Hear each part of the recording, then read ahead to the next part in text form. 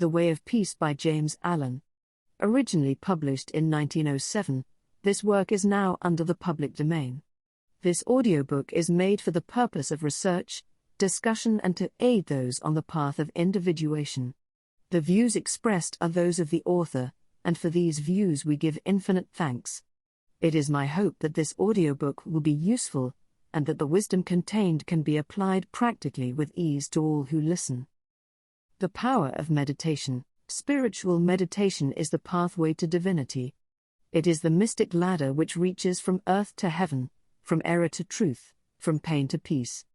Every saint has climbed it, every sinner must sooner or later come to it, and every weary pilgrim that turns his back upon self and the world, and sets his face resolutely toward the Father's home, must plant his feet upon its golden rounds. Without its aid you cannot grow into the divine state, the divine likeness, the divine peace, and the fadeless glories and unpolluting joys of truth will remain hidden from you. Meditation is the intense dwelling, in thought, upon an idea or theme, with the object of thoroughly comprehending it, and whatsoever you constantly meditate upon you will not only come to understand, but will grow more and more into its likeness, for it will become incorporated into your very being, will become, in fact, your very self. If, therefore, you constantly dwell upon that which is selfish and debasing, you will ultimately become selfish and debased. If you ceaselessly think upon that which is pure and unselfish, you will surely become pure and unselfish. Tell me what that is upon which you most frequently and intensely think, that to which, in your silent hours, your soul most naturally turns, and I will tell you to what place of pain or peace you are traveling, and whether you are growing into the likeness of the divine or the bestial. There is an unavoidable tendency to become literally the embodiment of that quality upon which one most constantly thinks. Let, therefore, the object of your meditation be above and not below, so that every time you revert to it in thought you will be lifted up. Let it be pure and unmixed with any selfish element, so shall your heart become purified, and drawn nearer to truth, and not defiled and dragged more hopelessly into error. Meditation, in the spiritual sense in which I am now using it, is the secret of all growth in spiritual life and knowledge. Every prophet, sage, and savior became such by the power of meditation. Buddha meditated upon the truth until he could say, "I am the truth." Jesus brooded upon the divine immanence until at last he could declare, "I and my Father are one." Meditation centered upon divine realities is the very essence and soul of prayer. It is the silent reaching of the soul toward the eternal. Mere petitionary prayer without meditation is a body without a soul, and is powerless to lift the mind and heart above sin and affliction. If you are daily praying for wisdom, for peace, for loftier purity and a fuller realization of truth, and that for which you pray is still far from you, it means that you are praying for one thing while living out in thought and act another. If you will cease from such waywardness, taking your mind off those things the selfish clinging to which debars you from the possession of the stainless realities for which you pray, if you will no longer ask God to grant you that which you do not deserve, or to bestow upon you that love and compassion which you refuse to bestow upon others, but will commence to think and act in the spirit of truth, you will day by day be growing into those realities, so that ultimately you will become one with them. He who would secure any worldly advantage must be willing to work vigorously for it, and he would be foolish indeed who, waiting with folded hands, expected it to come to him for the mere asking. Do not then vainly imagine that you can obtain the heavenly possessions without making an effort. Only when you commence to work earnestly in the kingdom of truth will you be allowed to partake of the bread of life, and when you have, by patient and uncomplaining effort, earned the spiritual wages for which you ask, they will not be withheld from you. If you really seek truth, and not merely your own gratification, if you love it above all worldly pleasures and gains, more, even, than happiness itself, you will be willing to make the effort necessary for its achievement. If you would be freed from sin and sorrow, if you would taste of that spotless purity for which you sigh and pray, if you would realize wisdom and knowledge, and would enter into the possession of profound and abiding peace, come now and enter the path of meditation, and let the supreme object of your meditation be truth. At the outset, meditation must be distinguished from idle reverie.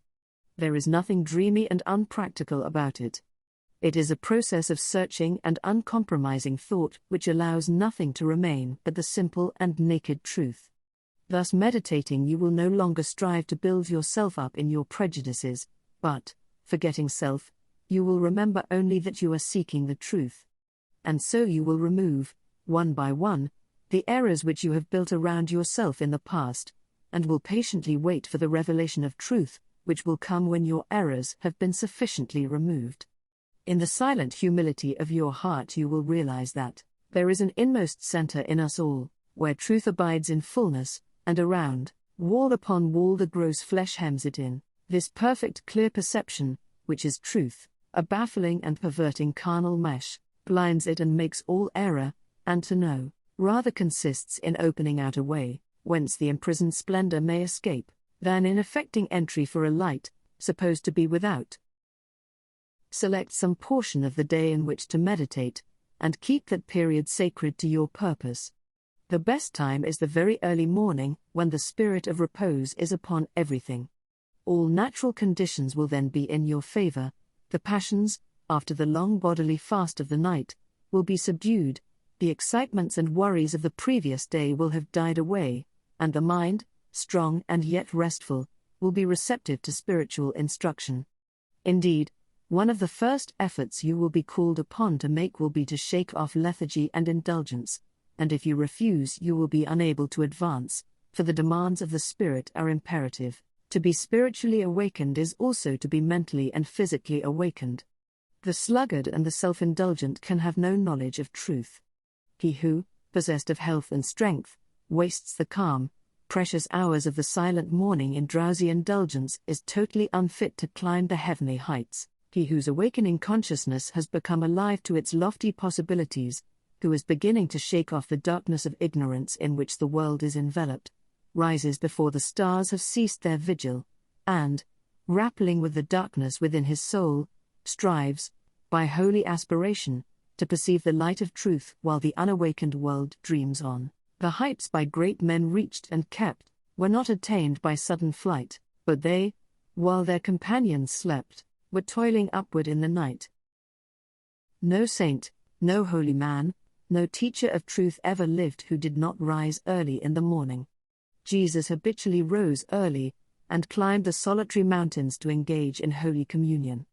Buddha always rose an hour before sunrise and engaged in meditation, and all his disciples were enjoined to do the same. If you have to commence your daily duties at a very early hour, and are thus debarred from giving the early morning to systematic meditation, try to give an hour at night, and should this, by the length and laboriousness of your daily task, be denied you, you need not despair, for you may turn your thoughts upward in holy meditation in the intervals of your work, or in those few idle minutes which you now waste in aimlessness, and should your work be of that kind which becomes by practice automatic, you may meditate while engaged upon it.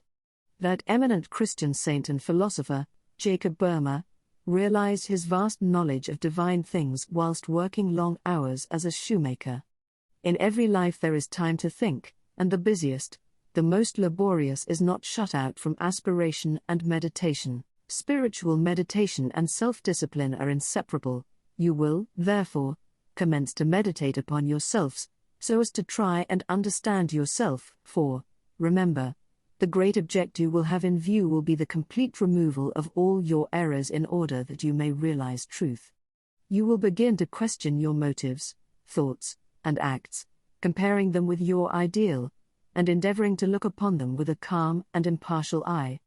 In this manner you will be continually gaining more of that mental and spiritual equilibrium without which men are but helpless straws upon the ocean of life. If you are given to hatred or anger, you will meditate upon gentleness and forgiveness, so as to become acutely alive to a sense of your harsh and foolish conduct. You will then begin to dwell in thoughts of love, of gentleness, of abounding forgiveness, and as you overcome the lower by the higher, there will gradually, silently steal into your heart a knowledge of the divine law of love with an understanding of its bearing upon all the intricacies of life and conduct. And in applying this knowledge to your every thought, word, and act, you will grow more and more gentle, more and more loving, more and more divine.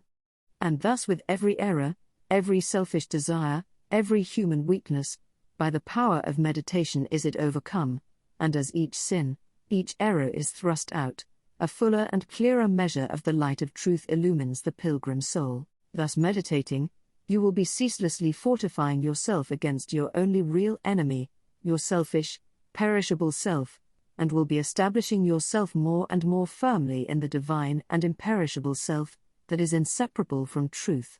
The direct outcome of your meditations will be a calm, spiritual strength which will be your stay and resting place in the struggle of life.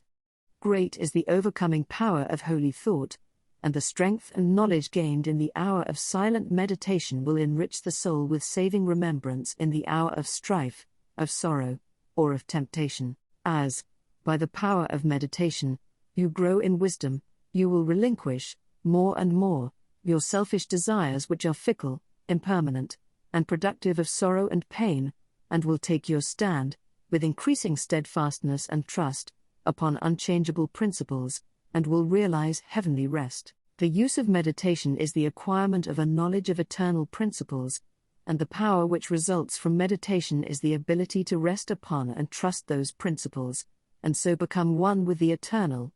The end of meditation is, therefore, direct knowledge of truth, God, and the realization of divine and profound peace. Let your meditations take their rise from the ethical ground which you now occupy. Remember that you are to grow into truth by steady perseverance. If you are an orthodox Christian, meditate ceaselessly upon the spotless purity and divine excellence of the character of Jesus, and apply his every precept to your inner life and outward conduct, so as to approximate more and more toward his perfection.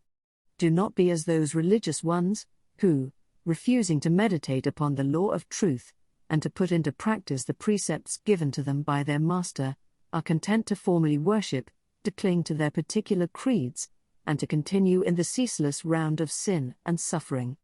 Strive to rise, by the power of meditation, above all selfish clinging to partial gods or party creeds, above dead formalities and lifeless ignorance. Thus walking the highway of wisdom, with mind fixed upon the spotless truth, you shall know no halting place short of the realization of truth. He who earnestly meditates first perceives a truth, as it were, afar off, and then realizes it by daily practice. It is only the doer of the word of truth that can know of the doctrine of truth, for though by pure thought the truth is perceived, it is only actualized by practice, said the divine Gautama, the Buddha.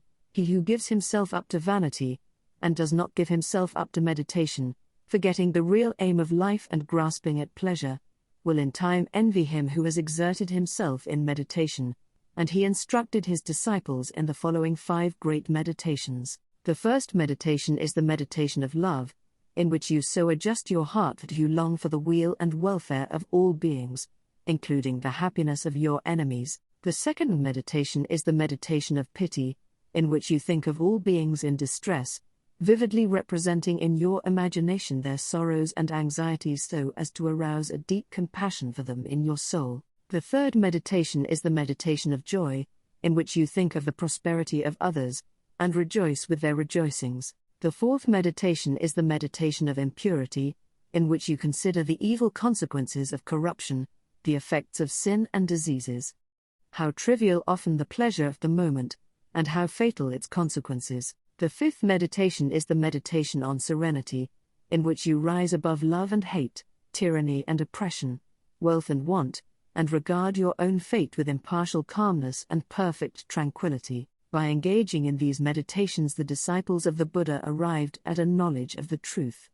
But whether you engage in these particular meditations or not matters little so long as your object is truth, so long as you hunger and thirst for that righteousness, which is a holy heart and a blameless life. In your meditations, therefore, let your heart grow and expand with ever-broadening love, until, freed from all hatred, and passion, and condemnation, it embraces the whole universe with thoughtful tenderness. As the flower opens its petals to receive the morning light, so open your soul more and more to the glorious light of truth. Soar upward upon the wings of aspiration, be fearless, and believe in the loftiest possibilities. Believe that a life of absolute meekness is possible. Believe that a life of stainless purity is possible. Believe that a life of perfect holiness is possible. Believe that the realization of the highest truth is possible. He who so believes climbs rapidly the heavenly hills, whilst the unbelievers continue to grope darkly and painfully in the fog-bound valleys. So believing, so aspiring, so meditating, divinely sweet and beautiful will be your spiritual experiences, and glorious the revelations that will enrapture your inward vision. As you realize the divine love, the divine justice, the divine purity, the perfect law of good, or God, great will be your bliss and deep your peace. Old things will pass away, and all things will become new. The veil of the material universe, so dense and impenetrable to the eye of error, so thin and gauzy to the eye of truth, will be lifted and the spiritual universe will be revealed. Time will cease, and you will live only in eternity. Change and mortality will no more cause you anxiety and sorrow, for you will become established in the unchangeable, and will dwell in the very heart of immortality. Star of Wisdom, star that of the birth of Vishnu, birth of Krishna, Buddha, Jesus, told the wise ones, heavenward looking, waiting, watching for thy gleaming, in the darkness of the nighttime, in the starless gloom of midnight, shining herald of the coming of the kingdom of the righteous, teller of the mystic story of the lowly birth of Godhead in the stable of the passions, in the manger of the mind-soul, silent singer of the secret of compassion deep and holy, to the heart with sorrow burdened, to the soul with waiting weary, star of all-surpassing brightness, thou again dost deck the midnight, thou again dost cheer the wise ones, watching in the creedal darkness, weary of the endless battle, with the grinding blades of error, tired of lifeless useless idols, of the dead forms of religions, spent with watching for thy shining. Thou hast ended their despairing, thou hast lighted up their pathway, thou hast brought again the old truths to the hearts of all thy watchers, to the souls of them that love thee.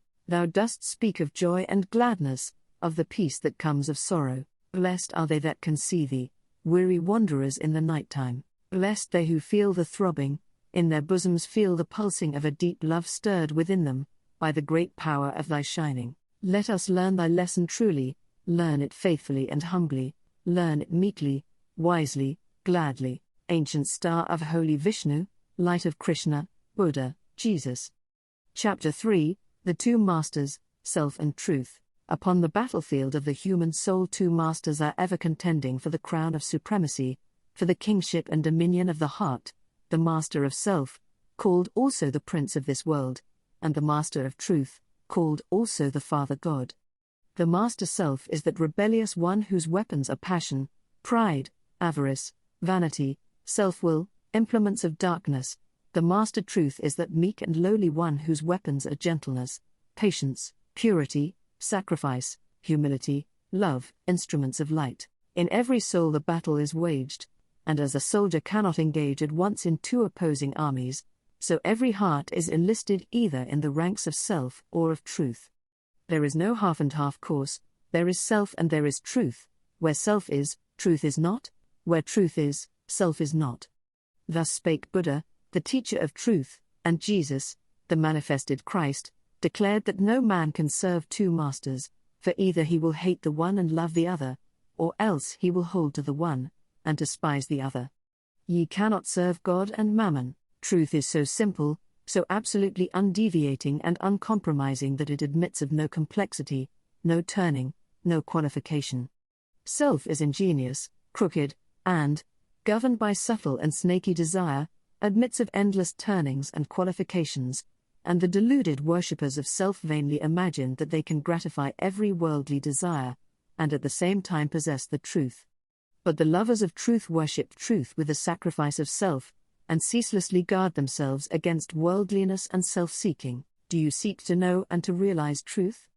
Then you must be prepared to sacrifice, to renounce to the uttermost, for truth in all its glory can only be perceived and known when the last vestige of self has disappeared. The eternal Christ declared that he who would be his disciple must deny himself daily. Are you willing to deny yourself, to give up your lusts, your prejudices, your opinions? If so, you may enter the narrow way of truth, and find that peace from which the world is shut out. The absolute denial, the utter extinction, of self is the perfect state of truth, and all religions and philosophies are but so many aids to this supreme attainment. Self is the denial of truth.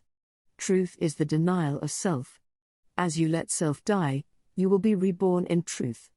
As you cling to self, truth will be hidden from you. Whilst you cling to self, your path will be beset with difficulties, and repeated pains, sorrows, and disappointments will be your lot. There are no difficulties in truth, and coming to truth, you will be freed from all sorrow and disappointment. Truth in itself is not hidden and dark. It is always revealed, and is perfectly transparent.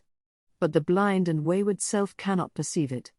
The light of day is not hidden except to the blind, and the light of truth is not hidden except to those who are blinded by self. Truth is the one reality in the universe, the inward harmony, the perfect justice, the eternal love.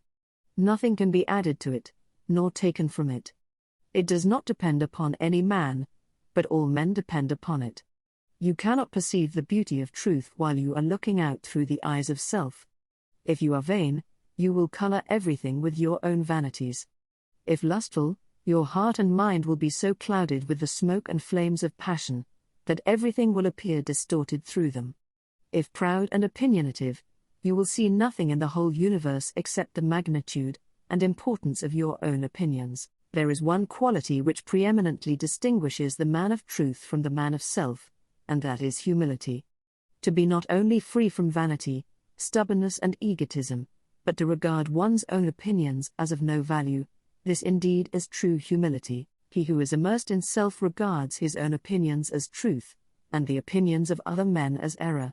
But that humble truth-lover who has learned to distinguish between opinion and truth, regards all men with the eye of charity, and does not seek to defend his opinions against theirs, but sacrifices those opinions that he may love the more, that he may manifest the spirit of truth, for truth in its very nature is ineffable, and can only be lived. He who has most of charity has most of truth. Men engage in heated controversies, and foolishly imagine they are defending the truth, when in reality they are merely defending their own petty interests and perishable opinions. The follower of self takes up arms against others.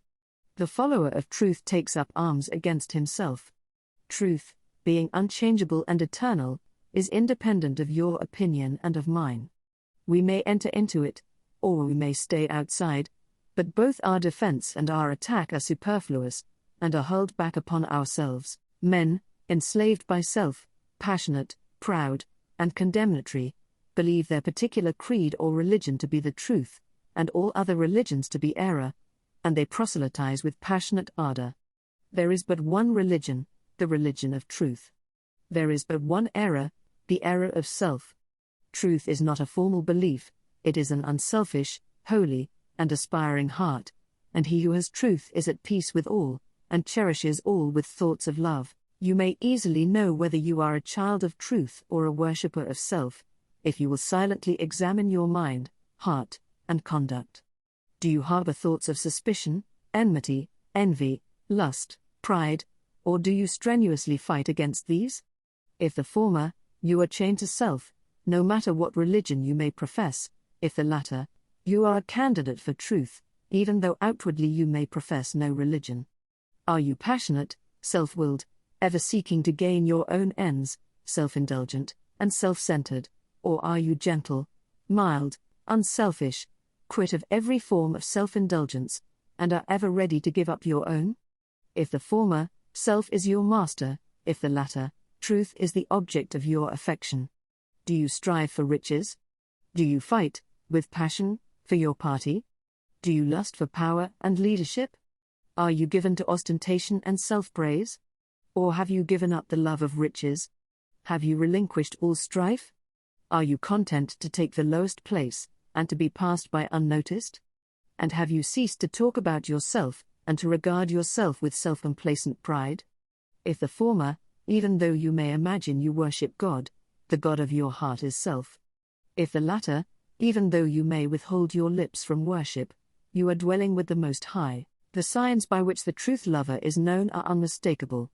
Hear the holy Krishna declare them, in Sir Edwin Arnold's beautiful rendering of the Bhagavad Gita: fearlessness, singleness of soul, the will, always to strive for wisdom, opened hand, and governed appetites, and piety, and love of lonely study, humbleness, uprightness, heed to injure naught which lives, truthfulness, slowness unto wrath, a mind that lightly letteth go what others prize, and equanimity, and charity, which spieth no man's faults, and tenderness towards all that suffer, a contented heart, fluttered by no desires, a bearing mild, modest and grave, with manhood nobly mixed, with patience, fortitude and purity, an unrevengeful spirit, never given to rate itself too high. Such be the signs, O Indian prince, of him whose feet are set on that fair path which leads to heavenly birth.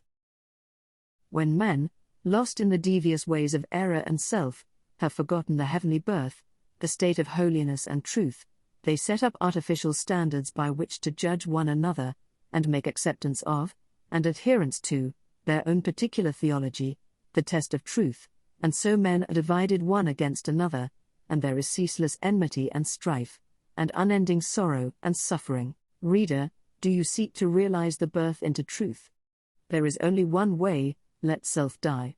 All those lusts, appetites, desires, opinions, limited conceptions and prejudices to which you have hitherto so tenaciously clung, let them fall from you. Let them no longer hold you in bondage, and truth will be yours. Cease to look upon your own religion as superior to all others, and strive humbly to learn the supreme lesson of charity. No longer cling to the idea, so productive of strife and sorrow, that the Saviour whom you worship is the only Saviour, and that the Saviour whom your brother worships with equal sincerity and ardour is an impostor, but seek diligently the path of holiness, and then you will realize that every holy man is a Saviour of mankind. The giving up of self is not merely the renunciation of outward things. It consists of the renunciation of the inward sin, the inward error.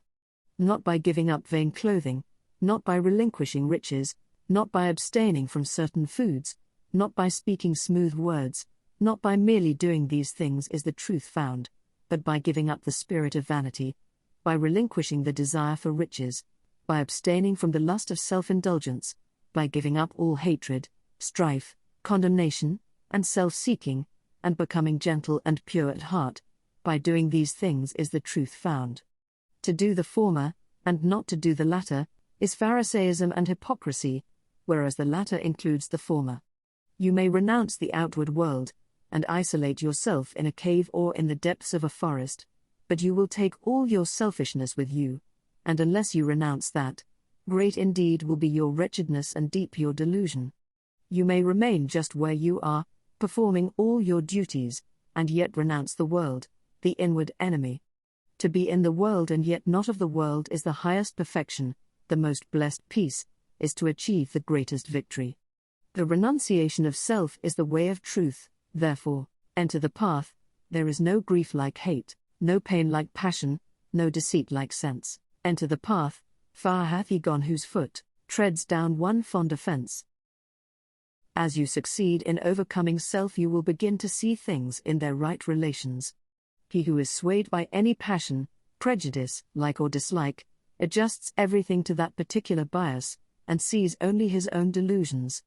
He who is absolutely free from all passion, prejudice, preference, and partiality, sees himself as he is, sees others as they are, sees all things in their proper proportions and right relations.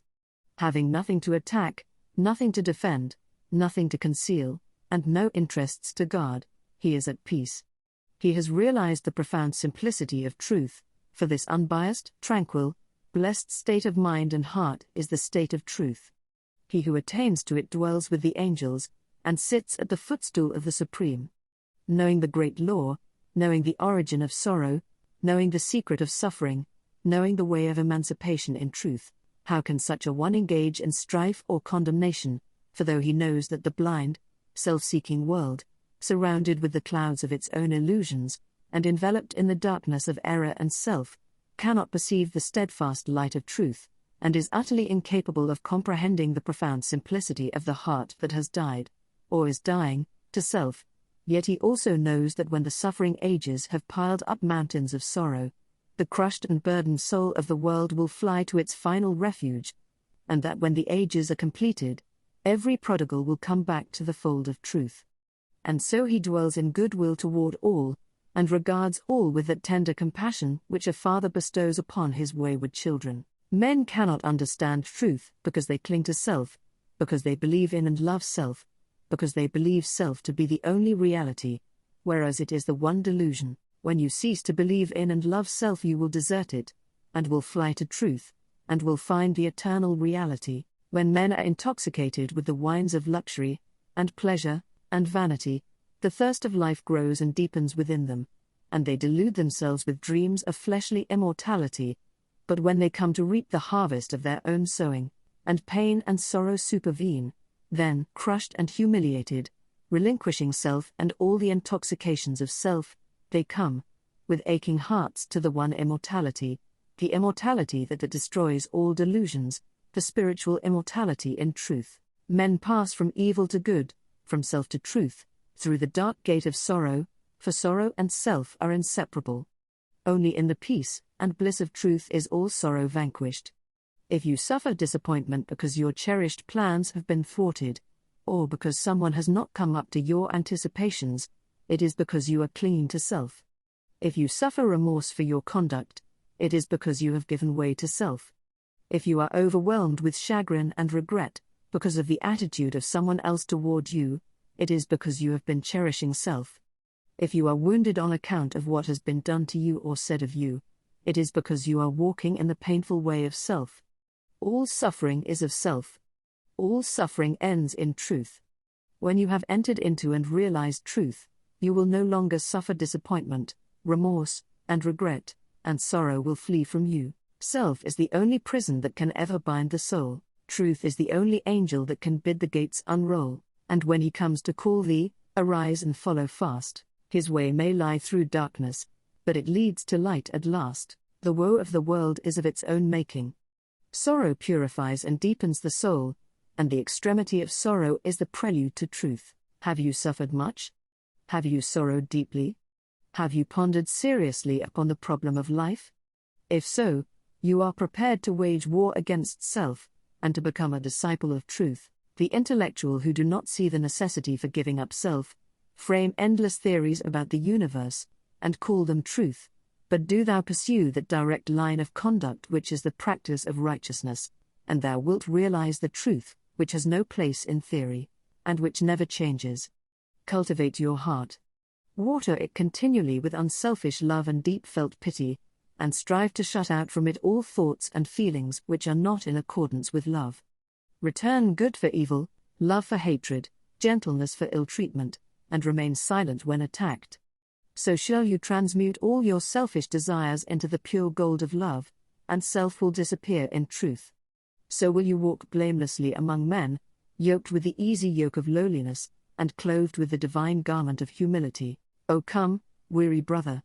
Thy struggling and striving, end thou in the heart of the Master of Ruth. Across self's drear desert why wilt thou be driving, athirst for the quickening waters of truth, when here, by the path of thy searching and sinning, flows life's gladsome stream, lies love's oasis green? Come, turn thou and rest, know the end and beginning, the sought and the searcher, the seer and seen. Thy master sits not in the unapproached mountains, nor dwells in the mirage which floats on the air, nor shalt thou discover his magical fountains, in pathways of sand that encircle despair, in selfhood's dark desert cease wearily seeking, the odorous tracks of the feet of thy king, and if thou wouldst hear the sweet sound of his speaking, be deaf to all voices that emptily sing, flee the vanishing places, renounce all thou hast, leave all that thou lovest, and, naked and bare, thyself at the shrine of the innermost caste, the highest, the holiest, the changeless is there,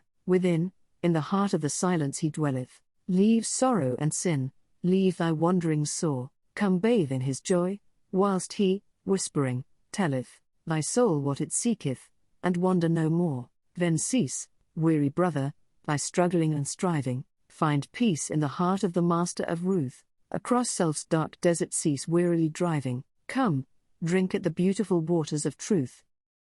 The acquirement of spiritual power. The world is filled with men and women seeking pleasure, excitement, novelty, seeking ever to be moved to laughter or tears, not seeking strength, stability, and power, but courting weakness, and eagerly engaged in dispersing what power they have. Men and women of real power and influence are few, because few are prepared to make the sacrifice necessary to the acquirement of power, and fewer still are ready to patiently build up character. To be swayed by your fluctuating thoughts and impulses is to be weak and powerless. To rightly control and direct those forces is to be strong and powerful. Men of strong animal passions have much of the ferocity of the beast, but this is not power. The elements of power are there, but it is only when this ferocity is tamed and subdued by the higher intelligence that real power begins, and men can only grow in power by awakening themselves to higher and ever higher states of intelligence and consciousness. The difference between a man of weakness and one of power lies not in the strength of the personal will, for the stubborn man is usually weak and foolish, but in that focus of consciousness which represents their states of knowledge. The pleasure-seekers, the lovers of excitement, the hunters after novelty, and the victims of impulse and hysterical emotion lack that knowledge of principles which gives balance, stability, and influence. A man commences to develop power when, checking his impulses and selfish inclinations, he falls back upon the higher and calmer consciousness within him, and begins to steady himself upon a principle.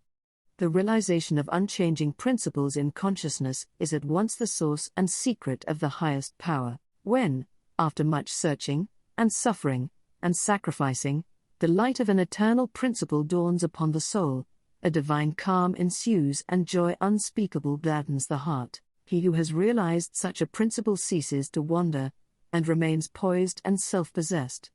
He ceases to be passion's slave, and becomes a master builder in the temple of destiny. The man that is governed by self, and not by a principle, changes his front when his selfish comforts are threatened. Deeply intent upon defending and guarding his own interests, he regards all means as lawful that will subserve that end. He is continually scheming as to how he may protect himself against his enemies, being too self-centered to perceive that he is his own enemy. Such a man's work crumbles away, for it is divorced from truth and power. All effort that is grounded upon self perishes, only that work endures that is built upon an indestructible principle. The man that stands upon a principle is the same calm, dauntless, self-possessed man under all circumstances.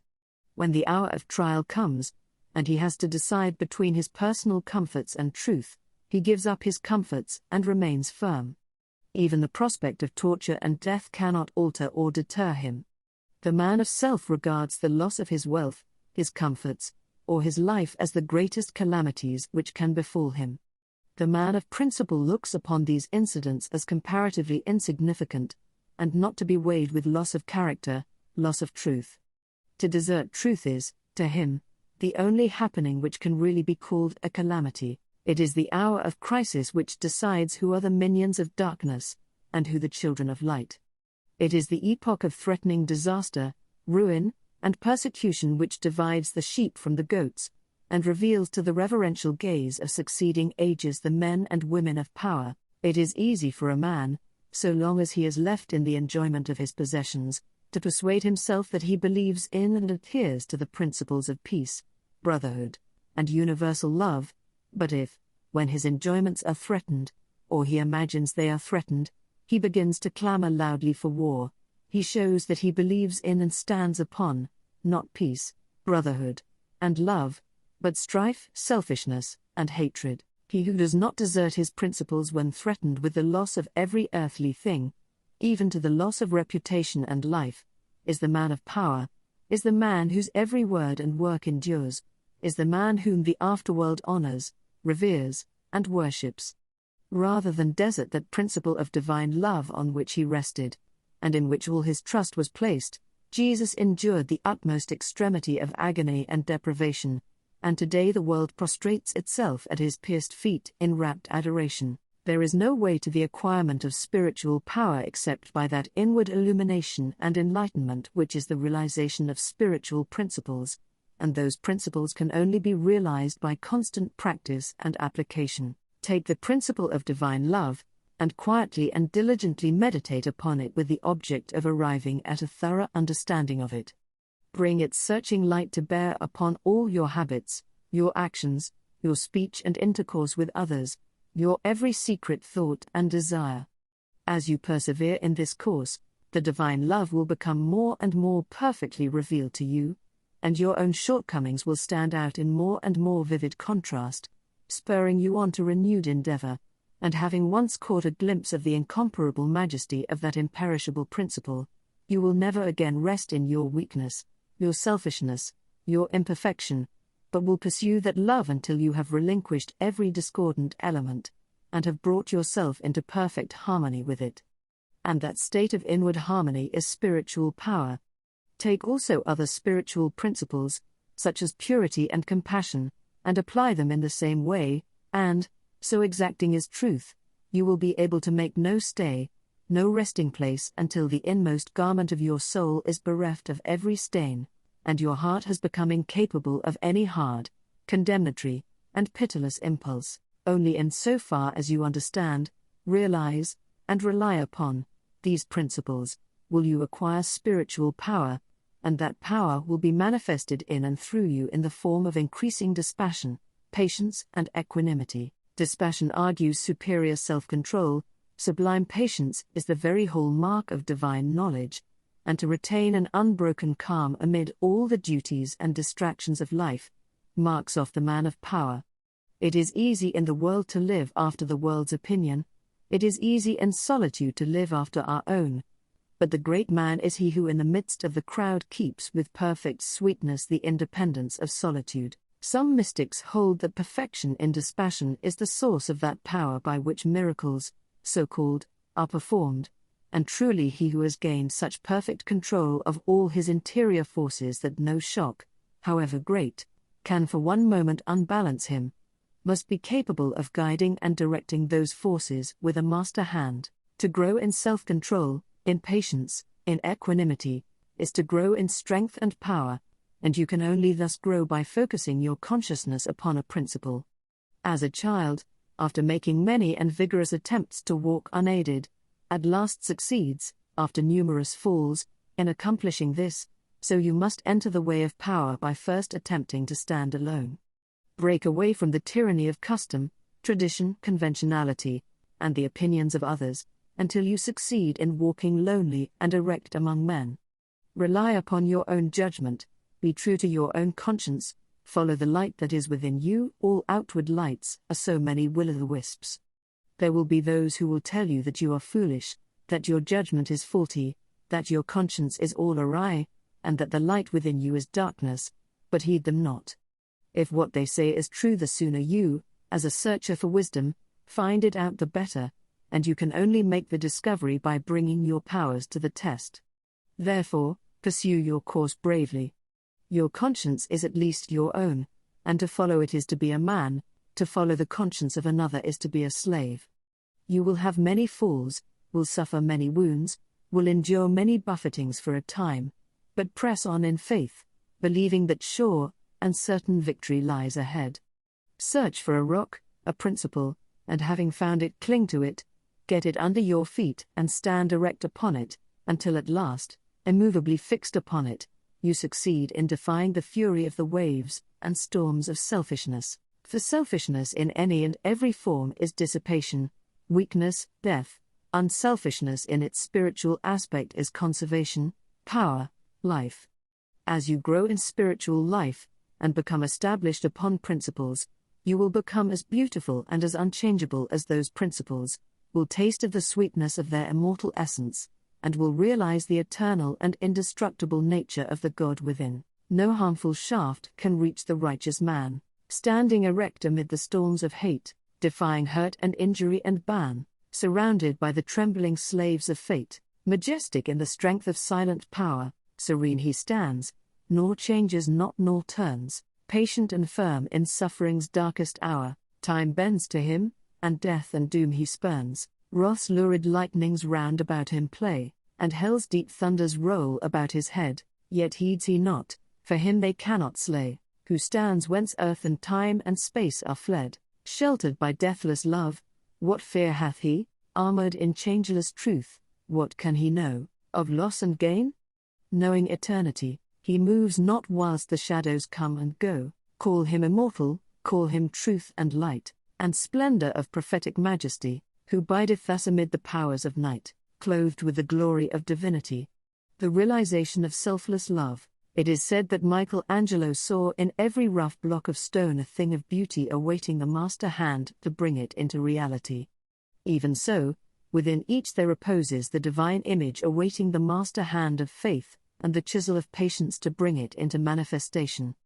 And that divine image is revealed and realized as stainless, selfless love, hidden deep in every human heart, though frequently covered up with a mass of hard, and almost impenetrable accretions, is the spirit of divine love, whose holy and spotless essence is undying and eternal.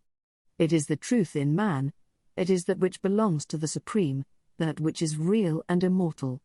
All else changes and passes away, this alone is permanent and imperishable, and to realize this love by ceaseless diligence in the practice of the highest righteousness, to live in it and to become fully conscious in it, is to enter into immortality here and now, is to become one with truth, one with God, one with the central heart of all things, and to know our own divine and eternal nature. To reach this love, to understand and experience it, one must work with great persistency and diligence upon his heart and mind, must ever renew his patience, and keep strong his faith, for there will be much to remove, much to accomplish before the divine image is revealed in all its glorious beauty. He who strives to reach and to accomplish the divine will be tried to the very uttermost, and this is absolutely necessary, for how else could one acquire that sublime patience, without which there is no real wisdom, no divinity?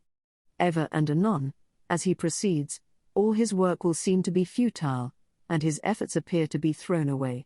Now and then a hasty touch will mar his image, and perhaps when he imagines his work is almost completed he will find what he imagined to be the beautiful form of divine love utterly destroyed, and he must begin again with his past bitter experience to guide and help him. But he who has resolutely set himself to realize the highest recognizes no such thing as defeat. All failures are apparent, not real. Every slip, every fall, every return to selfishness is a lesson learned, an experience gained, from which a golden grain of wisdom is extracted, helping the striver toward the accomplishment of his lofty object. To recognize that of our vices we can frame a ladder if we will but tread beneath our feet each deed of shame, is to enter the way that leads unmistakably toward the divine, and the failings of one who thus recognizes are so many dead selves, upon which he rises, as upon stepping stones, to higher things. Once come to regard your failings, your sorrows and sufferings as so many voices telling you plainly where you are weak and faulty, where you fall below the true and the divine, you will then begin to ceaselessly watch yourself, and every slip, every pang of pain will show you where you are to set to work, and what you have to remove out of your heart in order to bring it nearer to the likeness of the divine, nearer to the perfect love. And as you proceed, day by day detaching yourself more and more from the inward selfishness, the love that is selfless will gradually become revealed to you.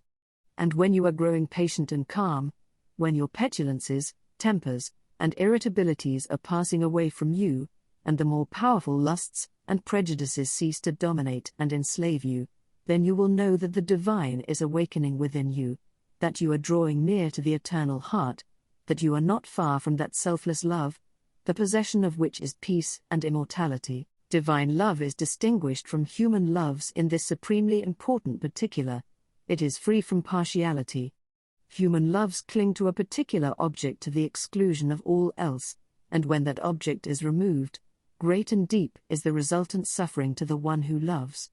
Divine love embraces the whole universe, and, without clinging to any part, yet contains within itself the whole, and he who comes to it by gradually purifying and broadening his human loves until all the selfish and impure elements are burnt out of them, ceases from suffering. It is because human loves are narrow and confined and mingled with selfishness that they cause suffering. No suffering can result from that love which is so absolutely pure that it seeks nothing for itself. Nevertheless, human loves are absolutely necessary as steps toward the divine, and no soul is prepared to partake of divine love until it has become capable of the deepest, and most intense human love.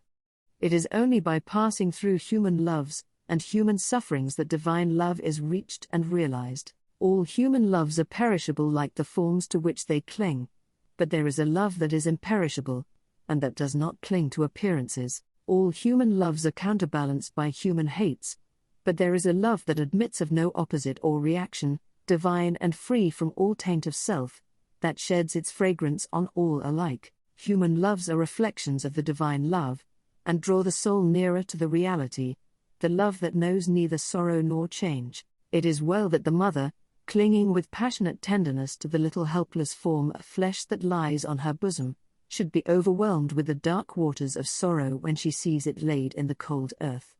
It is well that her tears should flow and her heart ache, for only thus can she be reminded of the evanescent nature of the joys and objects of sense, and be drawn nearer to the eternal and imperishable reality. It is well that lover, brother, sister, husband, wife should suffer deep anguish, and be enveloped in gloom when the visible object of their affections is torn from them, so that they may learn to turn their affections toward the invisible source of all, where alone abiding satisfaction is to be found. It is well that the proud, the ambitious, the self-seeking, should suffer defeat, humiliation, and misfortune, that they should pass through the scorching fires of affliction, for only thus can the wayward soul be brought to reflect upon the enigma of life, only thus can the heart be softened and purified, and prepared to receive the truth. When the sting of anguish penetrates the heart of human love, when gloom and loneliness and desertion cloud the soul of friendship and trust, then it is that the heart turns toward the sheltering love of the eternal, and finds rest in its silent peace.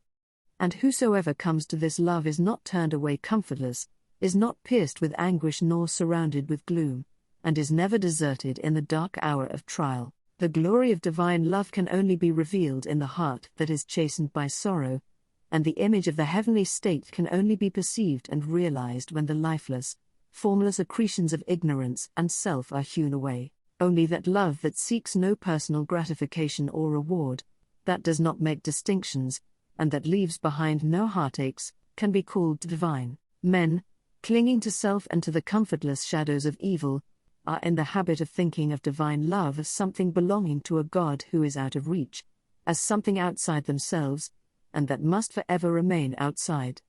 Truly, the love of God is ever beyond the reach of self, but when the heart and mind are emptied of self, then the selfless love, the supreme love, the love that is of God or good becomes an inward and abiding reality. And this inward realization of holy love is none other than the love of Christ that is so much talked about and so little comprehended.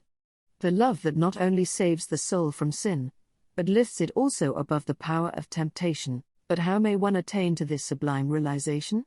The answer which truth has always given, and will ever give to this question is, empty thyself, and I will fill thee. Divine love cannot be known until self is dead, for self is the denial of love, and how can that which is known be also denied? Not until the stone of self is rolled away from the sepulchre of the soul does the immortal Christ, the pure spirit of love, hitherto crucified, dead and buried, cast off the bands of ignorance, and come forth in all the majesty of his resurrection. You believe that the Christ of Nazareth was put to death and rose again. I do not say you err in that belief, but if you refuse to believe that the gentle spirit of love is crucified daily upon the dark cross of your selfish desires, then, I say, you err in this unbelief, and have not yet perceived, even afar off, the love of Christ. You say that you have tasted of salvation in the love of Christ. Are you saved from your temper, your irritability, your vanity, your personal dislikes, your judgment and condemnation of others? If not, from what are you saved, and wherein have you realized the transforming love of Christ? He who has realized the love that is divine has become a new man, and has ceased to be swayed and dominated by the old elements of self. He is known for his patience, his purity, his self-control, his deep charity of heart, and his unalterable sweetness. Divine or selfless love is not a mere sentiment or emotion. It is a state of knowledge which destroys the dominion of evil and the belief in evil, and lifts the soul into the joyful realization of the supreme good. To the divinely wise, knowledge and love are one and inseparable. It is toward the complete realization of this divine love that the whole world is moving. It was for this purpose that the universe came into existence, and every grasping at happiness, every reaching out of the soul toward objects, ideas and ideals, is an effort to realize it. But the world does not realize this love at present because it is grasping at the fleeting shadow and ignoring, in its blindness, the substance. And so suffering and sorrow continue, and must continue until the world, taught by its self-inflicted pains, discovers the love that is selfless, the wisdom that is calm and full of peace. And this love, this wisdom, this peace, this tranquil state of mind and heart may be attained to, may be realized by all who are willing and ready to yield up self, and who are prepared to humbly enter into a comprehension of all that the giving up of self involves. There is no arbitrary power in the universe, and the strongest chains of fate by which men are bound are self-forged. Men are chained to that which causes suffering, because they desire to be so, because they love their chains, because they think their little dark prison of self is sweet and beautiful, and they are afraid that if they desert that prison they will lose all that is real and worth having. Ye suffer from yourselves, none else compels, none other holds ye that ye live and die. And the indwelling power which forged the chains and built around itself the dark and narrow prison, can break away when it desires and wills to do so, and the soul does will to do so when it has discovered the worthlessness of its prison, when long suffering has prepared it for the reception of the boundless light and love. As the shadow follows the form, and as smoke comes after fire, so effect follows cause, and suffering and bliss follow the thoughts and deeds of man. There is no effect in the world around us, but has its hidden or revealed cause, and that cause is in accordance with absolute justice. Men reap a harvest of suffering because in the near or distant past they have sown the seeds of evil. They reap a harvest of bliss also as a result of their own sowing of the seeds of good. Let a man meditate upon this, let him strive to understand it, and he will then begin to sow only seeds of good, and will burn up the tares and weeds, which he has formerly grown in the garden of his heart. The world does not understand the love that is selfless because it is engrossed in the pursuit of its own pleasures, and cramped within the narrow limits of perishable interests, mistaking, in its ignorance, those pleasures and interests for real and abiding things. Caught in the flames of fleshly lusts, and burning with anguish, it sees not the pure and peaceful beauty of truth. Feeding upon the swinish husks of error and self-delusion, it is shut out from the mansion of all-seeing love. Not having this love, not understanding it, men institute innumerable reforms which involve no inward sacrifice, and each imagines that his reform is going to right the world forever, while he himself continues to propagate evil by engaging it in his own heart. That only can be called reform which tends to reform the human heart, for all evil has its rise there, and not until the world, ceasing from selfishness and party strife, has learned the lesson of divine love, will it realize the golden age of universal blessedness. Let the rich cease to despise the poor, and the poor to condemn the rich. Let the greedy learn how to give, and the lustful how to grow pure. Let the partisan cease from strife, and the uncharitable begin to forgive. Let the envious endeavor to rejoice with others, and the slanderers grow ashamed of their conduct. Let men and women take this course, and, lo, the golden age is at hand.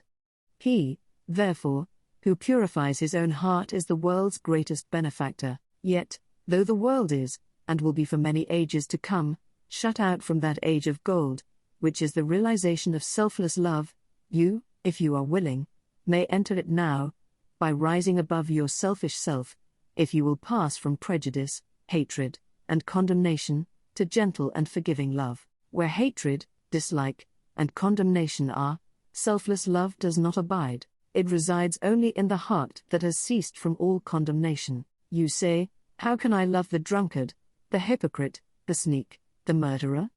I am compelled to dislike and condemn such men.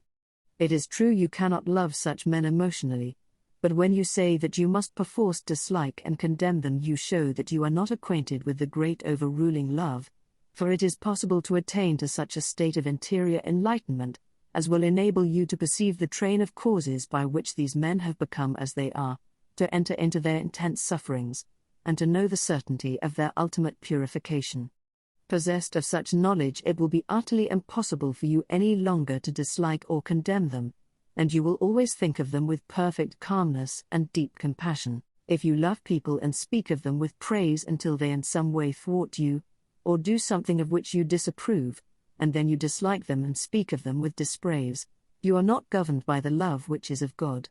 If, in your heart, you are continually arraigning and condemning others, selfless love is hidden from you. He who knows that love is at the heart of all things, and has realized the all-sufficing power of that love, has no room in his heart for condemnation. Men, not knowing this love, constitute themselves judge and executioner of their fellows, forgetting that there is the eternal judge and executioner, and in so far as men deviate from them in their own views, their particular reforms and methods, they brand them as fanatical, unbalanced, lacking judgment, sincerity, and honesty. In so far as others approximate to their own standard do they look upon them as being everything that is admirable. Such are the men who are centered in self. But he whose heart is centered in the supreme love does not so brand and classify men, does not seek to convert men to his own views, not to convince them of the superiority of his methods. Knowing the law of love, he lives it, and maintains the same calm attitude of mind and sweetness of heart toward all.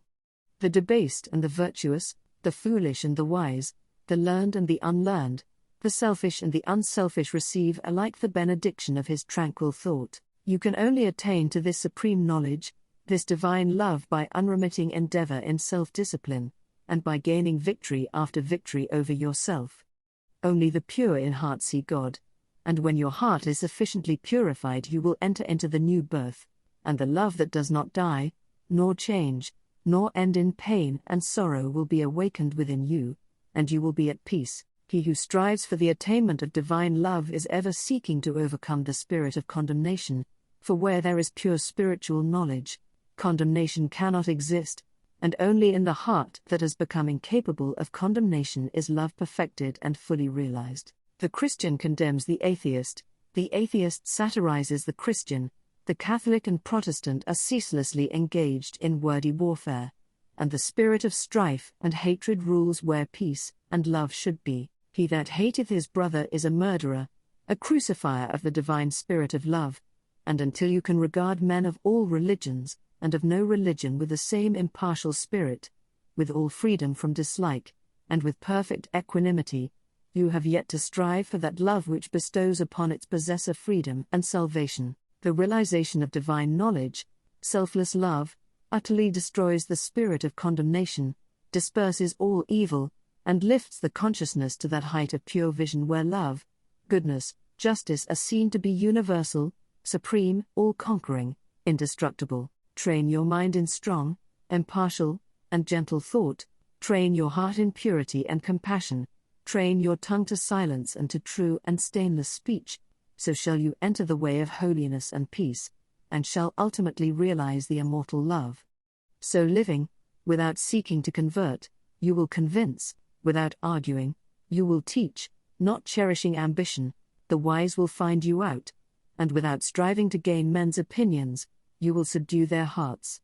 For love is all-conquering, all-powerful, and the thoughts, and deeds, and words of love can never perish. To know that love is universal, supreme, all-sufficing, to be freed from the trammels of evil, to be quit of the inward unrest, to know that all men are striving to realize the truth each in his own way, to be satisfied, sorrowless, serene, this is peace, this is gladness, this is immortality, this is divinity, this is the realization of selfless love. I stood upon the shore, and saw the rocks resist the onslaught of the mighty sea, and when I thought how all the countless shocks they had withstood through an eternity, I said, to wear away this solid main, the ceaseless efforts of the waves are vain. But when I thought how they the rocks had rent, and saw the sand and shingles at my feet, poor passive remnants of resistance spent, tumbled and tossed where they the waters meet, then saw I ancient landmarks neath the waves, and knew the waters held the stones their slaves. I saw the mighty work the waters wrought, by patient softness and unceasing flow, how they the proudest promontory brought unto their feet, and massy hills laid low, how the soft drops the adamantine wall, conquered at last, and brought it to its fall, and then I knew that hard, resisting sin, should yield at last to love's soft ceaseless roll, coming and going, ever flowing in, upon the proud rocks of the human soul, that all resistance should be spent and past, and every heart yield unto it at last.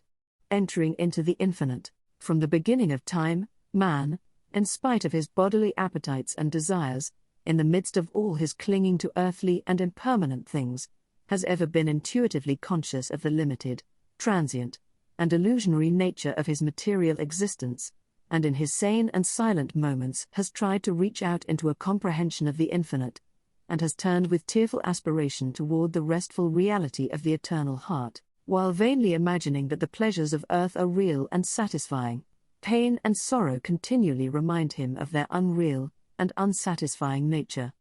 Ever striving to believe that complete satisfaction is to be found in material things, he is conscious of an inward and persistent revolt against this belief, which revolt is at once a refutation of his essential mortality, and an inherent and imperishable proof that only in the immortal, the eternal, the infinite can he find abiding satisfaction and unbroken peace. And here is the common ground of faith, here the root and spring of all religion, here the soul of brotherhood and the heart of love, that man is essentially and spiritually divine and eternal, and that, immersed in mortality and troubled with unrest, he is ever striving to enter into a consciousness of his real nature. The spirit of man is inseparable from the infinite, and can be satisfied with nothing short of the infinite, and the burden of pain will continue to weigh upon man's heart, and the shadows of sorrow to darken his pathway until, ceasing from his wanderings in the dream world of matter, he comes back to his home in the reality of the eternal,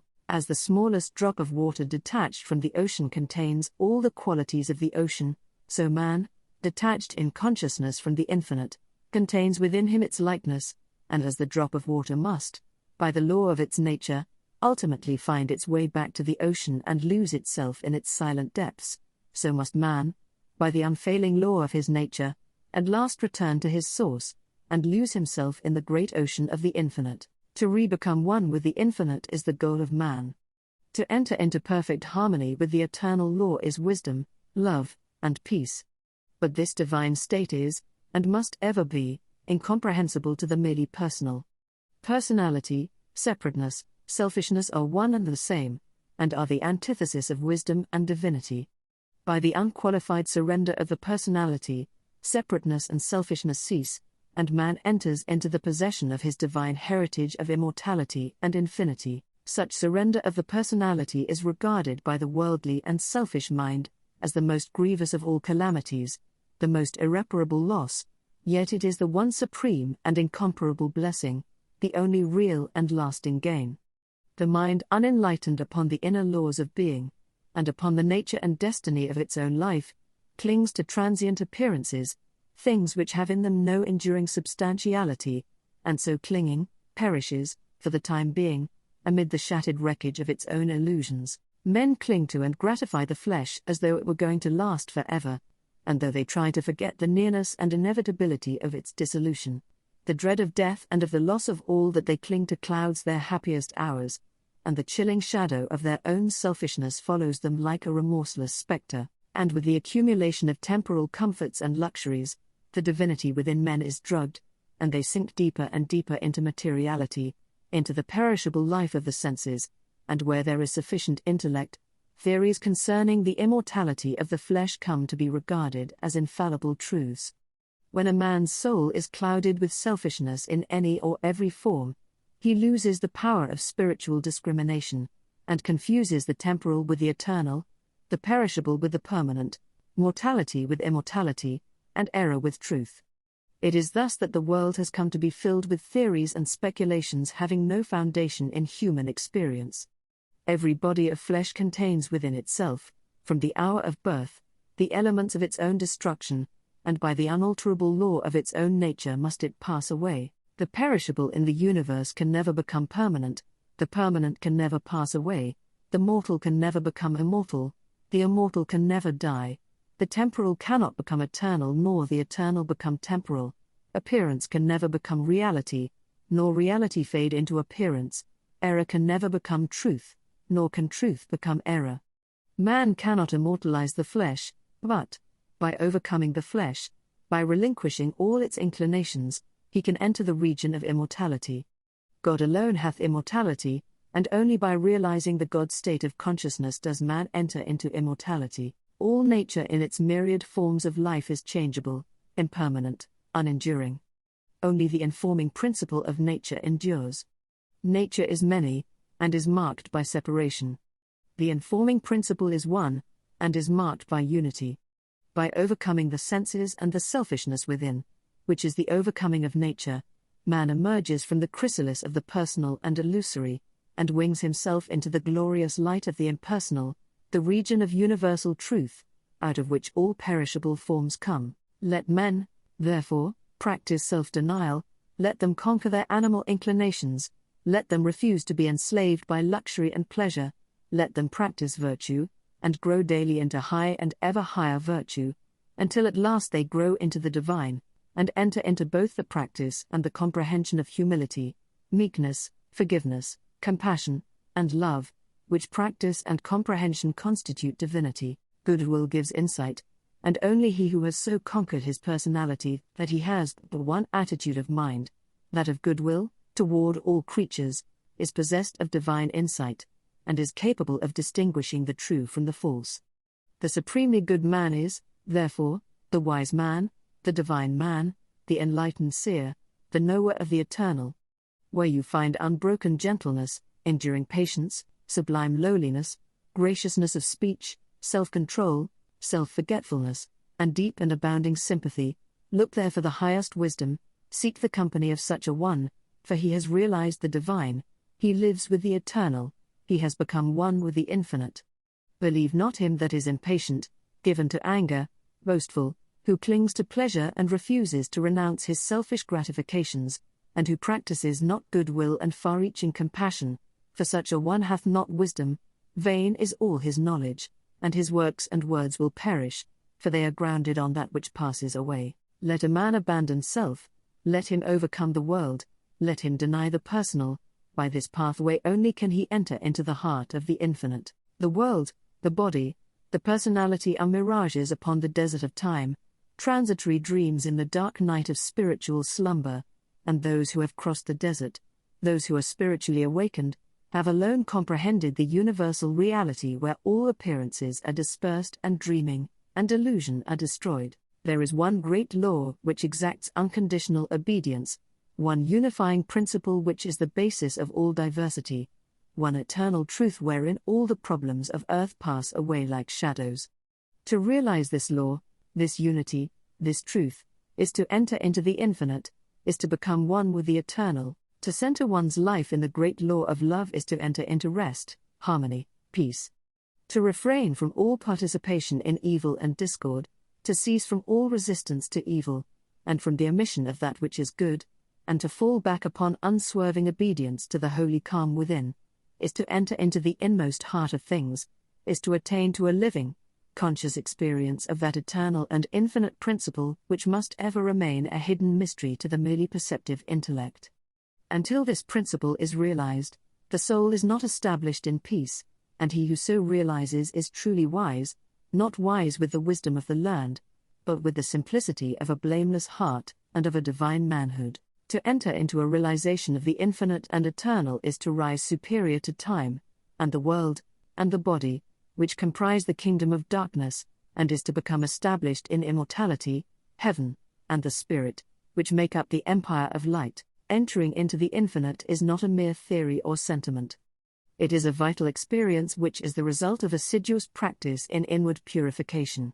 When the body is no longer believed to be, even remotely, the real man, when all appetites and desires are thoroughly subdued and purified, when the emotions are rested and calm, and when the oscillation of the intellect ceases and perfect poise is secured, then, and not till then, does consciousness become one with the infinite.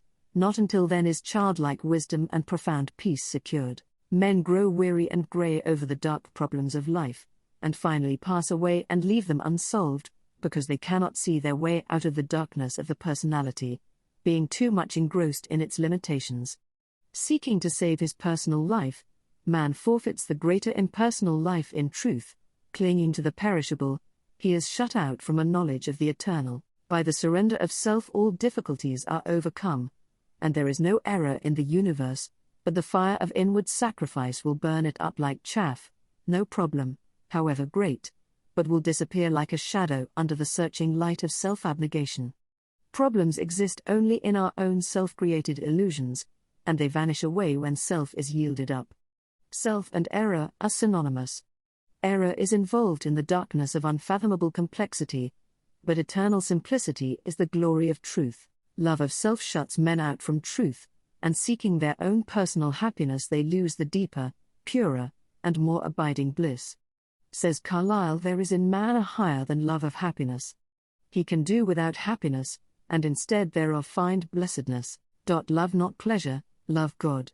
This is the everlasting yea, wherein all contradiction is solved, wherein whoso walks and works, it is well with him. He who has yielded up that self, that personality that men most love, and to which they cling with such fierce tenacity, has left behind him all perplexity, and has entered into a simplicity so profoundly simple as to be looked upon by the world, involved as it is in a network of error, as foolishness.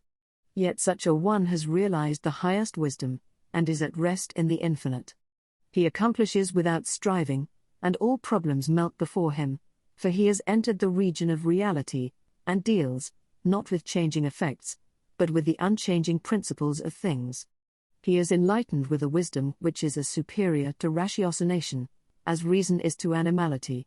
Having yielded up his lusts, his errors, his opinions and prejudices, he has entered into possession of the knowledge of God, having slain the selfish desire for heaven, and along with it the ignorant fear of hell, having relinquished even the love of life itself, he has gained supreme bliss and life eternal, the life which bridges life and death, and knows its own immortality. Having yielded up all without reservation, he has gained all, and rests in peace on the bosom of the infinite. Only he who has become so free from self as to be equally content to be annihilated as to live, or to live as to be annihilated, is fit to enter into the infinite. Only he who, ceasing to trust his perishable self, has learned to trust in boundless measure the great law, the supreme good, is prepared to partake of undying bliss. For such a one there is no more regret, nor disappointment, nor remorse, for where all selfishness has ceased these sufferings cannot be, and whatever happens to him he knows that it is for his own good, and he is content, being no longer the servant of self, but the servant of the Supreme. He is no longer affected by the changes of earth, and when he hears of wars and rumors of wars his peace is not disturbed, and where men grow angry and cynical and quarrelsome, he bestows compassion and love. Though appearances may contradict it, he knows that the world is progressing, and that, through its laughing and its weeping, through its living and its keeping, through its follies and its labors, weaving in and out of sight, to the end from the beginning, through all virtue and all sinning, reeled from God's great spool of progress, runs the golden thread of light. When a fierce storm is raging, none are angered about it, because they know it will quickly pass away, and when the storms of contention are devastating the world, the wise man, looking with the eye of truth and pity, knows that it will pass away, and that out of the wreckage of broken hearts which it leaves behind the immortal temple of wisdom will be built. Sublimely patient, infinitely compassionate, deep, silent, and pure, his very presence is a benediction, and when he speaks men ponder his words in their hearts, and by them rise to higher levels of attainment. Such is he who has entered into the infinite, who by the power of utmost sacrifice has solved the sacred mystery of life. Questioning life and destiny and truth, I sought the dark and labyrinthine Sphinx, who spake to me this strange and wondrous thing: concealment only lies in blinded eyes, and God alone can see the form of God. I sought to solve this hidden mystery, vainly by paths of blindness and of pain, but when I found the way of love and peace, concealment ceased, and I was blind no more. Then saw I God e'en with the eyes of God.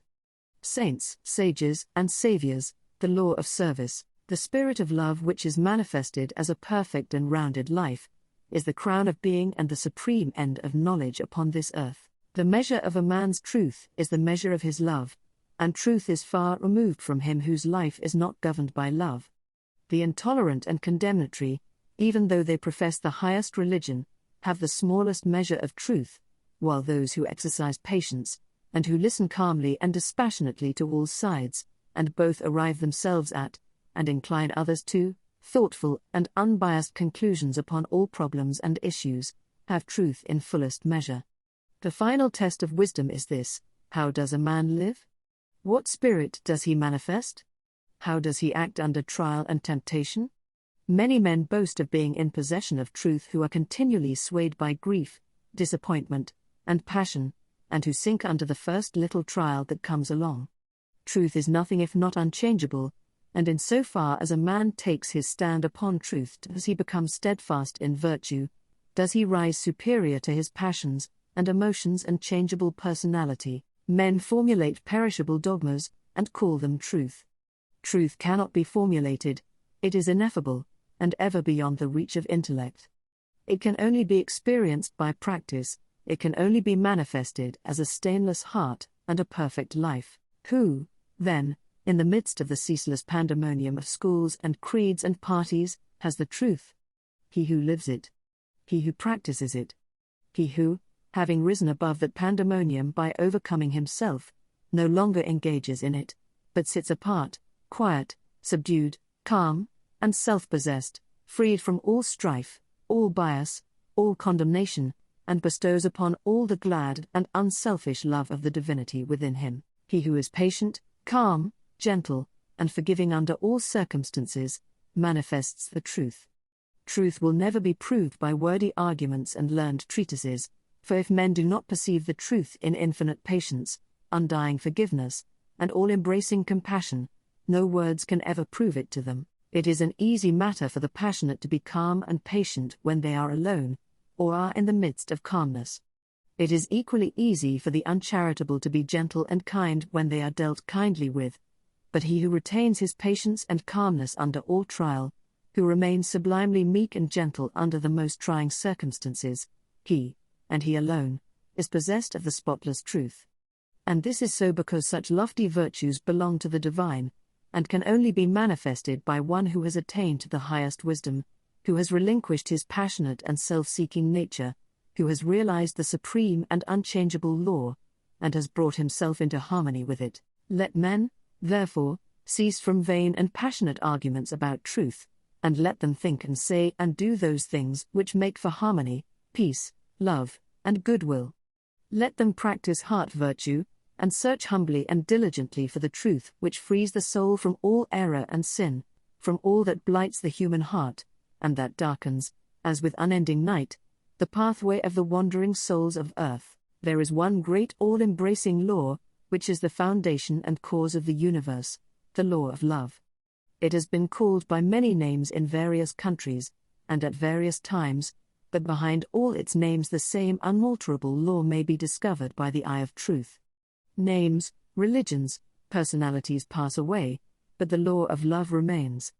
To become possessed of a knowledge of this law, to enter into conscious harmony with it, is to become immortal, invincible, indestructible. It is because of the effort of the soul to realize this law that men come again and again to live, to suffer, and to die, and when realized, suffering ceases, personality is dispersed, and the fleshly life and death are destroyed, for consciousness becomes one with the eternal. The law is absolutely impersonal, and its highest manifested expression is that of service.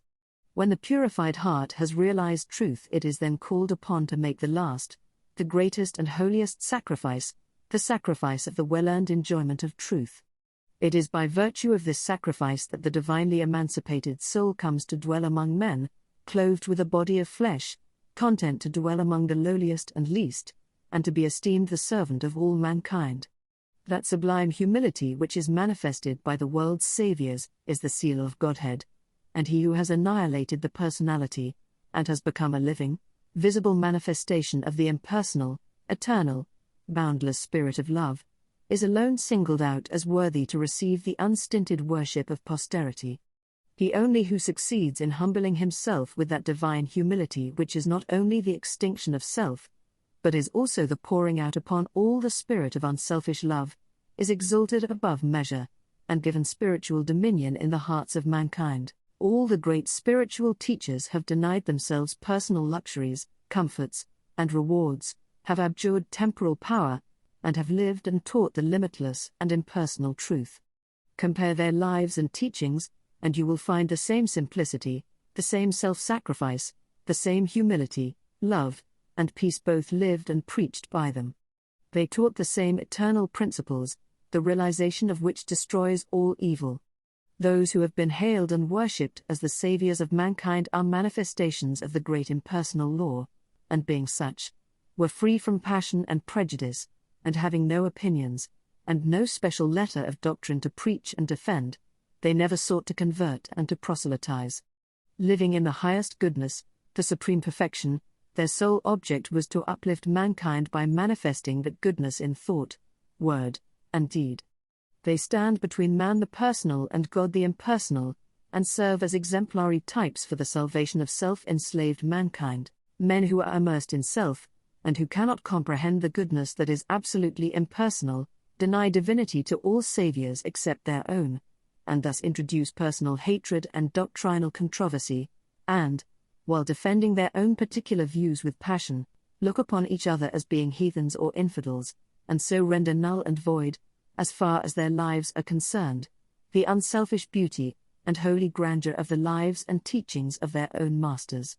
Truth cannot be limited, it can never be the special prerogative of any man, school, or nation, and when personality steps in, truth is lost. The glory alike of the saint, the sage, and the Savior is this, that he has realized the most profound lowliness, the most sublime unselfishness, having given up all, even his own personality. All his works are holy and enduring, for they are freed from every taint of self. He gives, yet never thinks of receiving, he works without regretting the past or anticipating the future, and never looks for reward. When the farmer has tilled and dressed his land and put in the seed, he knows that he has done all that he can possibly do, and that now he must trust to the elements, and wait patiently for the course of time to bring about the harvest, and that no amount of expectancy on his part will affect the result. Even so, he who has realized truth goes forth as a sower of the seeds of goodness, purity, love and peace, without expectancy, and never looking for results, knowing that there is the great overruling law which brings about its own harvest in due time, and which is alike the source of preservation and destruction. Men, not understanding the divine simplicity of a profoundly unselfish heart, look upon their particular Savior as the manifestation of a special miracle, as being something entirely apart and distinct from the nature of things, and as being, in his ethical excellence, eternally unapproachable by the whole of mankind. This attitude of unbelief, for such it is, in the divine perfectibility of man, paralyzes effort, and binds the souls of men as with strong ropes to sin and suffering. Jesus grew in wisdom and was perfected by suffering. What Jesus was, he became such; what Buddha was, he became such; and every holy man became such by unremitting perseverance in self-sacrifice. Once recognize this, once realize that by watchful effort and hopeful perseverance you can rise above your lower nature, and great and glorious will be the vistas of attainment that will open out before you. Buddha vowed that he would not relax his efforts until he arrived at the state of perfection, and he accomplished his purpose. What the saints, sages, and saviors have accomplished, you likewise may accomplish if you will only tread the way which they trod and pointed out, the way of self-sacrifice, of self-denying service. Truth is very simple. It says, "Give up self. Come unto me, away from all that defiles, and I will give you rest." All the mountains of commentary that have been piled upon it cannot hide it from the heart that is earnestly seeking for righteousness. It does not require learning, it can be known in spite of learning. Disguised under many forms by erring self-seeking man, the beautiful simplicity and clear transparency of truth remains unaltered and undimmed, and the unselfish heart enters into and partakes of its shining radiance. Not by weaving complex theories, not by building up speculative philosophies is truth realized, but by weaving the web of inward purity, by building up the temple of a stainless life is truth realized. He who enters upon this holy way begins by restraining his passions. This is virtue, and is the beginning of saintship, and saintship is the beginning of holiness. The entirely worldly man gratifies all his desires, and practices no more restraint than the law of the land in which he lives demands. The virtuous man restrains his passions, the saint attacks the enemy of truth in its stronghold within his own heart, and restrains all selfish and impure thoughts, while the holy man is he who is free from passion, and all impure thought, and to whom goodness and purity have become as natural as scent and color are to the flower. The holy man is divinely wise, he alone knows truth in its fullness, and has entered into abiding rest and peace. For him evil has ceased, it has disappeared in the universal light of the all-good. Holiness is the badge of wisdom.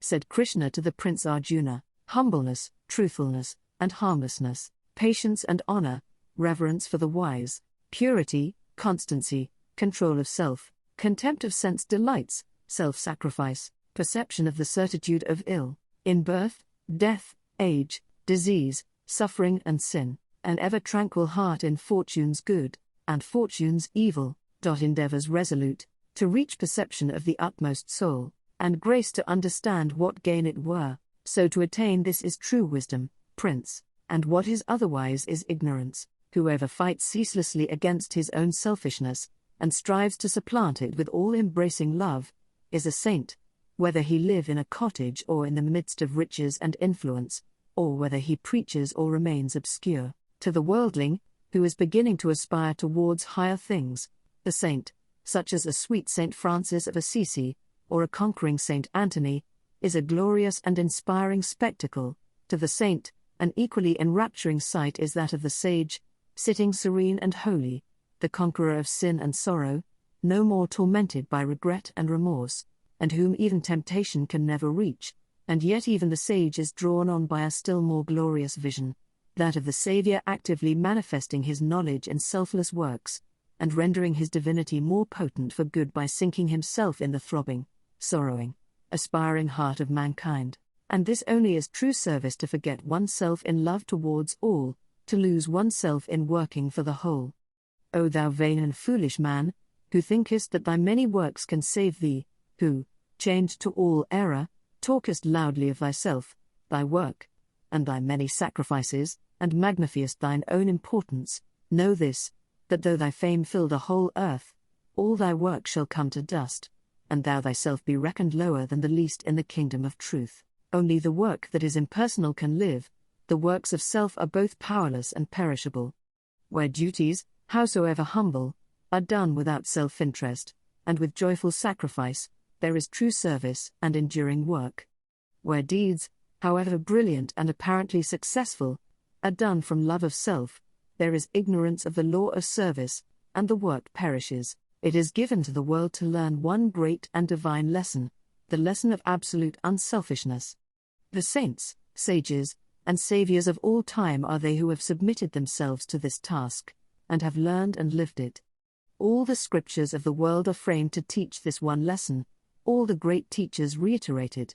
It is too simple for the world which, scorning it, stumbles along in the complex ways of selfishness. A pure heart is the end of all religion and the beginning of divinity. To search for this righteousness is to walk the way of truth and peace, and he who enters this way will soon perceive that immortality which is independent of birth and death, and will realize that in the divine economy of the universe the humblest effort is not lost. The divinity of a Krishna, a Gautama, or a Jesus is the crowning glory of self-abnegation, the end of the soul's pilgrimage in matter and mortality, and the world will not have finished its long journey until every soul has become as these, and has entered into the blissful realization of its own divinity. Great glory crowns the heights of hope by arduous struggle won, bright honor rounds the hoary head that mighty works hath done, fair riches come to him who strives in ways of golden gain, and fame enshrines his name who works with genius glowing brain, but greater glory waits for him who, in the bloodless strife, 'gainst self and wrong, adopts, in love, the sacrificial life, and brighter honor rounds the brow of him who, mid the scorns, of blind idolaters of self, accepts the crown of thorns, and fairer purer riches come to him who greatly strives, to walk in ways of love and truth to sweeten human lives, and he who serveth well mankind exchanges fleeting fame, for light eternal, joy and peace, and robes of heavenly flame. The realization of perfect peace. In the external universe there is ceaseless turmoil, change and unrest. At the heart of all things there is undisturbed repose. In this deep silence dwelleth the eternal. Man partakes of this duality, and both the surface change and disquietude, and the deep-seated eternal abode of peace, are contained within him. As there are silent depths in the ocean which the fiercest storm cannot reach, so there are silent, holy depths in the heart of man, which the storms of sin and sorrow can never disturb. To reach this silence and to live consciously in it is peace. Discord is rife in the outward world, but unbroken harmony holds sway at the heart of the universe. The human soul, torn by discordant passion and grief, reaches blindly toward the harmony of the sinless state, and to reach this state and to live consciously in it is peace. Hatred severs human lives, fosters persecution, and hurls nations into ruthless war, yet men, though they do not understand why, retain some measure of faith in the overshadowing of a perfect love, and to reach this love and to live consciously in it is peace. And this inward peace, this silence, this harmony, this love, is the kingdom of heaven, which is so difficult to reach because few are willing to give up themselves, and to become as little children. Heaven's gate is very narrow and minute. It cannot be perceived by foolish men, blinded by vain illusions of the world. E'en the clear-sighted who discern the way, and seek to enter, find the portal barred, and hard to be unlocked. Its massive bolts are pride and passion, avarice and lust. Men cry peace. Peace. Where there is no peace, but on the contrary, discord, disquietude and strife. Apart from that wisdom which is inseparable from self-renunciation, there can be no real and abiding peace. The peace which results from social comfort, passing gratification, or worldly victory is transitory in its nature, and is burnt up in the heat of fiery trial. Only the peace of heaven endures through all trial, and only the selfless heart can know the peace of heaven. Holiness alone is undying peace. Self-control leads to it, and the ever-increasing light of wisdom guides the pilgrim on his way. It is partaken of in a measure as soon as the path of virtue is entered upon, but it is only realized in its fullness when self disappears in the consummation of a stainless life. This is peace, to conquer love of self and lust of life, to tear deep-rooted passion from the heart, to still the inward strife. If, O reader, you would realize the light that never fades, the joy that never ends, and the tranquility that cannot be disturbed, if you would leave behind forever your sins, your sorrows, your anxieties and perplexities, if, I say, you would partake of this salvation, this supremely glorious life, then conquer yourself. Bring every thought, every impulse, every desire into perfect obedience to the divine power resident within you. There is no other way to peace but this, and if you refuse to walk it, your much praying and your strict adherence to ritual will be fruitless and unavailing, and neither gods nor angels can help you.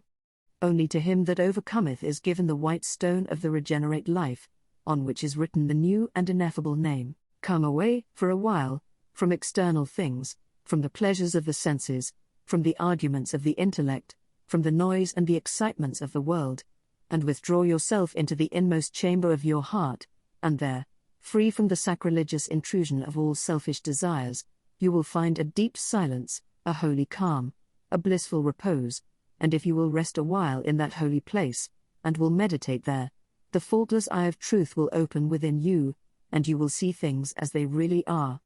This holy place within you is your real and eternal self. It is the divine within you, and only when you identify yourself with it can you be said to be clothed, and in your right mind. It is the abode of peace, the temple of wisdom, the dwelling place of immortality. Apart from this inward resting place, this mount of vision, there can be no true peace, no knowledge of the divine, and if you can remain there for 1 minute, 1 hour, or 1 day, it is possible for you to remain there always. All your sins and sorrows, your fears and anxieties are your own, and you can cling to them or you can give them up. Of your own accord you cling to your unrest, of your own accord you can come to abiding peace. No one else can give up sin for you, you must give it up yourself. The greatest teacher can do no more than walk the way of truth for himself, and point it out to you, you yourself must walk it for yourself. You can obtain freedom and peace alone by your own efforts, by yielding up that which binds the soul, and which is destructive of peace. The angels of divine peace and joy are always at hand, And if you do not see them, and hear them, and dwell with them, it is because you shut yourself out from them, and prefer the company of the spirits of evil within you. You are what you will to be, what you wish to be, what you prefer to be. You can commence to purify yourself, and by so doing can arrive at peace, or you can refuse to purify yourself, and so remain with suffering. Step aside, then, come out of the fret and the fever of life, away from the scorching heat of self, and enter the inward resting place where the cooling airs of peace will calm, renew, and restore you. Come out of the storms of sin and anguish. Why be troubled and tempest-tossed when the haven of peace of God is yours? Give up all self-seeking, give up self, and lo, the peace of God is yours. Subdue the animal within you, conquer every selfish uprising, every discordant voice, transmute the base metals of your selfish nature into the unalloyed gold of love, and you shall realize the life of perfect peace. Thus subduing, thus conquering, thus transmuting, you will, O reader, while living in the flesh, cross the dark waters of mortality, and will reach that shore upon which the storms of sorrow never beat, and where sin and suffering and dark uncertainty cannot come. Standing upon that shore, holy, compassionate, awakened, and self-possessed and glad with unending gladness, you will realize that never the Spirit was born, the Spirit will cease to be never, never was time it was not, end and beginning are dreams. Birthless and deathless and changeless remaineth the Spirit forever, death hath not touched it at all, dead though the house of it seems. You will then know the meaning of sin, of sorrow, of suffering, and that the end thereof is wisdom, will know the cause and the issue of existence, and with this realization you will enter into rest, for this is the bliss of immortality, this the unchangeable gladness, this the untrammeled knowledge, undefiled wisdom, and undying love, this, and this only, is the realization of perfect peace. O thou who wouldst teach men of truth, hast thou passed through the desert of doubt? Art thou purged by the fires of sorrow? Hath Ruth, the fiends of opinion cast out, of thy human heart? Is thy soul so fair, that no false thought can ever harbor there? O thou who wouldst teach men of love, hast thou passed through the place of despair? Hast thou wept through the dark night of grief? Does it move, now freed from its sorrow and care, thy human heart to pitying gentleness, looking on wrong, and hate, and ceaseless stress? O thou who wouldst teach men of peace, hast thou crossed the wide ocean of strife? Hast thou found on the shores of the silence, release from all the wild unrest of life? From thy human heart hath all striving gone, leaving but truth, and love, and peace alone? End of audiobook. Thanks for listening. If you like this book, you check out the other great works of literature made into audiobooks at the Sophia Speaks audio library. To help support this channel, you can use the affiliate link in the description to get a physical copy of this book, or head over to our sponsors' website, earthkeeperspromise.com, and use the promo code SOPHIA to get a discount on their mineral baths. Earthkeepers Promise is a family-owned company that delivers on their promise to give back. Every purchase made directly supports Earth Vitalization projects. Currently, Earthkeepers Promise is planting 100 perennial wildflower seeds for every unit sold. So far they have planted over 200,000 wildflower seeds. These seeds are planted in areas disturbed by human activity, with the goal of helping to support pollinators and improve the health of the soil. Thanks again for listening. Come back anytime you need some inspiring wisdom from some of the greatest works of literature on the topics of consciousness, spirituality, individuation, and all things esoteric.